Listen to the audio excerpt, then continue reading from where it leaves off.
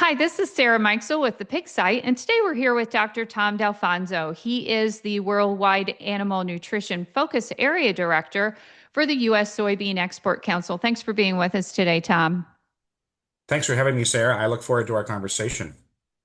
Very good. And today we're going to talk about the summer heat, and we're going to start with some of the basics. Every summer, swine producers talk about the weight dip. What's actually happening, and why is it so expensive for producers? It's particularly expensive for producers because there's an opportunity to get revenue if they can get that body weight on the animal and get it to the processing plant at target weight. And what happens during summertime is two things. The heat affects the rate of growth, and it affects feed consumption. And feed consumption can also affect the rate of growth. So it's a real double whammy there. Um, so what happens is the animal is trying to get the nutrients that are needed to reach the genetic potential of the maximum rate of growth. But as the temperature goes up, just like you and I in hot weather, we don't eat as much as we do during the winter time. It's hard to get the nutrients in the animal when their feed consumption decreases. You've mentioned dried distiller grains and other byproducts. Why do those ingredients make the summer problem worse? Right. So there's been a lot of very exciting research in the last 5 years or so on this Yeah. exact topic. What are the best ways to correct for that decrease in consumption, that decrease in body weight gain? And one of the ways is to put a high fiber diet in. They're low cost. They may provide such as distillers grains, some amino acids, some calories. You may want to supplement with synthetic amino acids to try to balance the diet. But what the research has shown for a number of reasons is that balancing the diet with soybean meal made from U.S. soy, it's highly digestible in those essential amino acids and in digestible energy, but it's bringing other functional compounds with it that are affecting the rate of growth, that are affecting digestive health of the animal. And it's just much better to use soybean meal to meet the nutritional needs and the healthy nutrition during those hot summer months, as opposed to putting in byproducts such as distillers grains or putting in synthetic amino acids. They just don't recover the growth during that period. It's kind of like a product plus, right? It feels like because of these functional compounds, Tom. We think about soybean meal in terms of that nutrient bundle, very high in metabolizable and digestible energy and net energy, very high in those essential amino acids and their consistency and digestibility. But what we've learned in the last decade is that there are functional compounds in soy that are bringing health benefits that help to alleviate things like respiratory symptoms, digestive health, inflammation. So these anti-inflammatory compounds, these immune modulators, these antioxidative compounds, they include polyphenols, terpenoids, bioactive peptides, bioactive lipids. There's just such a bundle of bioactive, healthy ingredients that are included that we don't formulate for. We formulate diets based on least cost of meeting the nutritional requirements, but it's time to really think about the benefit that the ingredients bring beyond lowering the cost of feed and providing those nutrients. They're providing healthy compounds at the same time. When nutritionists talk about soybean meal, they usually focus on the protein, but you're describing something bigger. What else is going on? Well, first, let me address this protein problem. I'm gonna call it a problem. For the last 30 years, nutritionists have been moving away from crude protein and formulating diets on digestible amino acids and calories, and that's important. But we still measure ingredients based on crude protein with methods that are over 100 years old.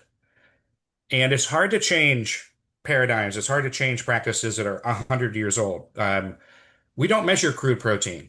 We measure nitrogen, and we multiply nitrogen by a factor at 6.25. Both those things are incorrect.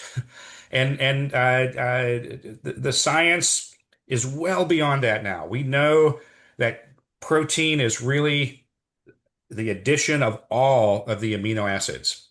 It's costly to measure all of the amino acids, so we just measure nitrogen. But there are other compounds with nitrogen that are not those essential amino acids. So, in fact, I just came back from Indonesia where we're doing a trial. We saw two different soybean meals. One had lower crude protein, but when we added up all of the amino acids, it had higher composition. And that Huh. was the soybean meal derived from US soy. I just came back a couple weeks ago and was looking at these data. We need to move beyond crude protein. It's really a red herring.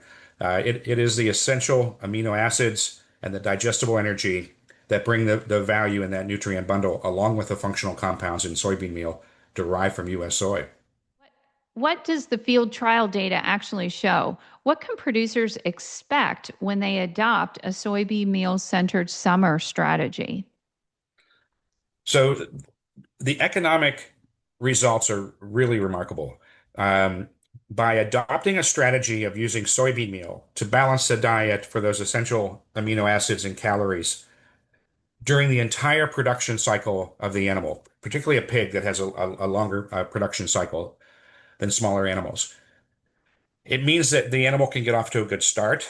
So getting a young pig digestive system healthy and properly functioning. But what you also see is during the winter and spring, when the animal is susceptible to respiratory challenges, that can have a carryover effect in the summertime. Those pigs that experienced respiratory challenges earlier in the year are harder hit by the heat stress. It Hmm. could be their immune system. It could be that their digestive system was also affected. Um, and so by feeding a diet based on soybean meal derived from U.S. soy from the very beginning, from the young pig throughout the grower finisher phases, will help the pig perform better during those summer months. I'm looking at the research right now. The results are $14 per pig during the Wow. summertime of extra revenue, an extra 6 to 12 pounds difference in rate of in body weight. That's where that number comes from. This has been done by Iowa State and in commercial operations. So the research is there. The commercial data tell us the same thing, that you can improve revenue and reduce cost at the same time by adopting a preference for soybean meal derived from U.S. soy and formulating diets with that as the base ingredient. What's your message to a producer who's skeptical, who thinks this sounds good on paper, but wants to see it work in their barn? I'm sorry to laugh, but it reminds me of one of our customers from Thailand, from United Feed, who was at a conference, and he said the pigs don't lie, Right. and this company is producing feed and ingredients for other companies as well as producing their own pigs, and they're getting the performance. They were realizing, I think it was 3 Thai baht per pig. And I was wondering, well, is that a lot of money or not? Right. But when you look at the extra bottom line profitability, that's a lot. And right, the pigs don't lie. So we can formulate a diet, and on paper we can show you that soybean meal derived from U.S. soy is worth $25 per metric ton more than soybean meal derived from other origins. Um, we can show how the consistency means you need less safety margins, but all of this is speaking to reducing feed costs. When we see animal performance differences, that's where the real money is. Even though it's typical to manage animal operations to control for cost, when you have opportunities to recover revenue or gain extra revenue, that can come from rate of growth, better feed efficiency, better uniformity. All of these affect the revenue that a hog producer can realize by adopting a strategy of having good amounts of soybean meal in the diet. We're talking 25% or so. Um, and the payback comes at the processing plant. The pigs don't lie, as our customer Right. said. And $14, Tom, a pig is a big deal, right? That's a huge amount of That additional revenue, right? this is a lot. It comes from lower feed costs, better animal performance during a period of time when performance was hit very hard. That is the summer dip due to heat stress.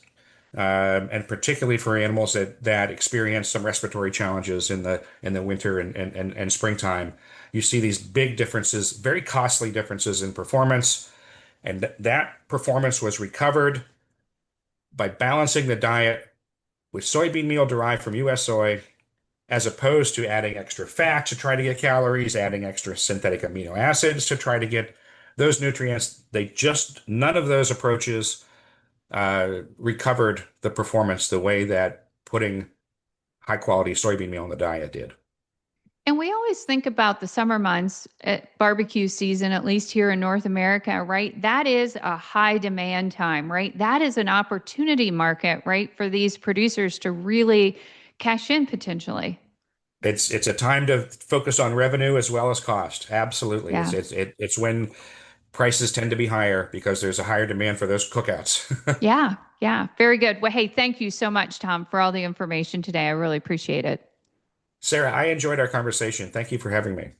Thanks so much. To learn more, visit usec.org. This is Sarah Mikesell with the Pig Site.